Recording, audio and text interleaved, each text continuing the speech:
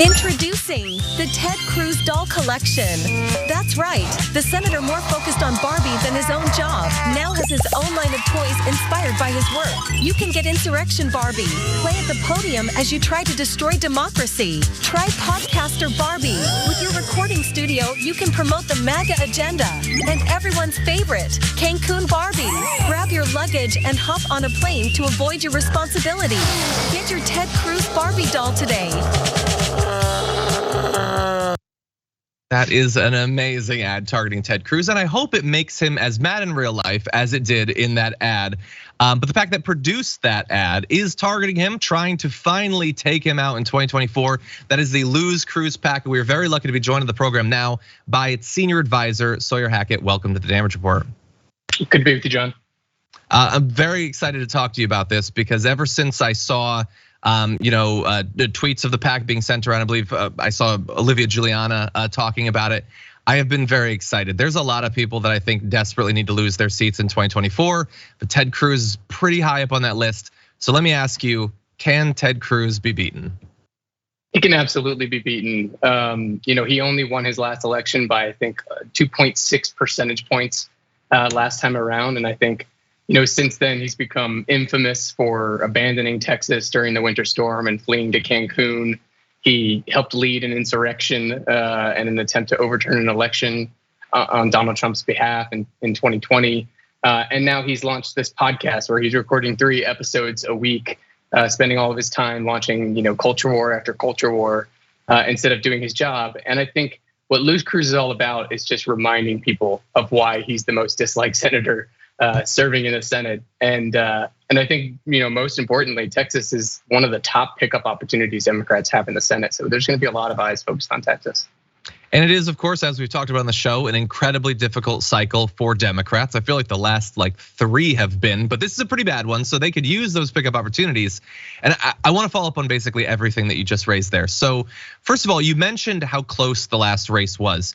And I've always found this a very interesting, contradictory messages we hear about Texas in terms of whether Democrats have a chance. Democrats always say that, demographically it's trending blue. And then inevitably in these governor's races, Senate races, the Republicans win. And so then we're told, well, if you believed it was blue, you're crazy. And yet it was just a couple percentage points. There were much bigger blowouts in the last cycle. So do we think that it's just getting the right candidate? Do we think that it's the right messaging? Is it a few more years of demographic destiny? What is the recipe that's gonna finally take him out this time? I think it's all of the above, but I think if you look at the trend over the last few cycles, you've seen that Texas has moved closer to being blue. I mean, I think Beto O'Rourke came the closest to actually winning a major statewide race in Texas, but even the governor's race in 2022, which was not a great showing, I think, by Democrats. I think we, ended up losing by about 11 points. That's still fewer percentage points than we lost in the last governor's race. So every race has inched closer and closer to turning Texas blue. Of course, demographics aren't destiny. We can't just assume that Hispanic voters, for example, are just going to flock to Democrat side if we don't do the hard work of turning them out and convincing them that we have an agenda for them. But I think the demographics are certainly in Democrats' favor. Democrats still do much better than Republicans with Latino voters. Texas has added, I think, something like 5 million new voters since the last time Ted Cruz ran. Wow. Those are primarily young voters and voters of color. Those are not demographics that Ted Cruz is doing very well with. And I think the other major thing, John, is that he's going to have to share a ballot with Trump. And that is going to be toxic for Ted Cruz. And I think there's not a lot of people who are going to be splitting their ballot and saying, Ted Cruz is the reasonable one. I can vote for him, but I can't vote for Trump. No, Ted Cruz is locked in step with Trump in this cycle. And that is going to be really bad for him heading into 2024. I have to say that there's a special appeal to the idea that Donald Trump might be the guy that contributes to Ted Cruz losing after his fawning phone call, raising money for him and everything. So you mentioned the fact that he's got this podcast. I did not know that he was filming 3 episodes a week. I mean, look, I think that podcasters are the best people. It is, after all, what I spend my time doing, but admittedly less important for democracy than senators, I would think. it seems weird for more and more elected officials to be spending all their time trying to become influencers or gain clout. Like he's got his podcast, Marjorie Greene's got her Rumble show. But what I want to ask you is, it seems crazy to us from the point of view of conservatives in Texas. I mean, do they like the culture war stuff? Would they rather that he spend his time talking about whether Evangeline Lilly is hot or what he thinks about M&Ms rather than legislating? Like, will this actually hurt him amongst the sort of voters that he wants to support him? Right, and I think that that's what we're going to be working on exposing throughout this cycle.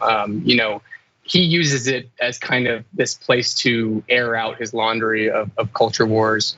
But really, the Republican Party's obsession with these kinds of things, it's really just a distraction that they have no policy agenda. They have nothing they're trying to promote. They have no bills they're trying to pass. They're just trying to serve as this moral backlash against the culture. And that's what Ted Cruz is all about. He uses it to audition for Fox News so that he can get invited into the prime time to complain about whether it's M&Ms. Last week it's Barbie, which is why we're putting out this ad. It's calling Barbie a communist. Does he think that Texans actually give a damn about Barbie and whether Barbie is communist right now? We have 110 plus degree weather right now that's killed dozens of people in the state. He's not doing a damn thing about it. He's focused on Barbie. He's focused on M&Ms. He's focused on all these culture war issues that do not matter. And he's spending 3 hours a week recording these things, sitting in his studio, and just chit-chatting with his friends about whatever grievance he has. And I don't think that it's bringing any new voters to his side this cycle at all. I hope not. And I don't really have a position generally on whether Barbie is communist, but I do know that Margot Robbie's on strike right now. So maybe there's something to it. Anyway, I'm not actually sure. Does your PAC have a position on the actual challengers against Ted Cruz? Like I know there's Colin Allred, Roland Gutierrez. There potentially could be more. Are you generally just focused on the anti-Ted Cruz portion of this, or are you going to be involved in any of the Democratic side? We're primarily focused on just defeating Ted Cruz. And what Lose Cruz is all about is we're this collection of strategists from across the state, folks who have actually worked in progressive politics like myself, and then folks who have even worked for Republicans in the past, coming together to sort of bring all of our skill sets together to defeat this guy and put some creative stuff out there. I think it's going to be an uphill fight. And I think what's really important right now is reminding voters why they dislike Cruz so much. He has spent the last couple of years, again, focusing on these culture war issues, but also trying to improve and brandish his image as this bipartisan senator. He's working with a couple different Democrats on bills right now. And it's actually paid some dividends. His approval numbers have inched up in Texas. His disapproval numbers have largely stayed the same. But what we're going to be focused on is reminding people about why he's the most disliked senator serving. And we do have two fantastic candidates who have already thrown their names in the ring. One, a civil rights leader who I happen to work with in my days at HUD, and then another who was kind of the moral voice of outrage after the Uvalde shooting. And both would be fantastic candidates to take on Cruz. Both can raise a good amount of money.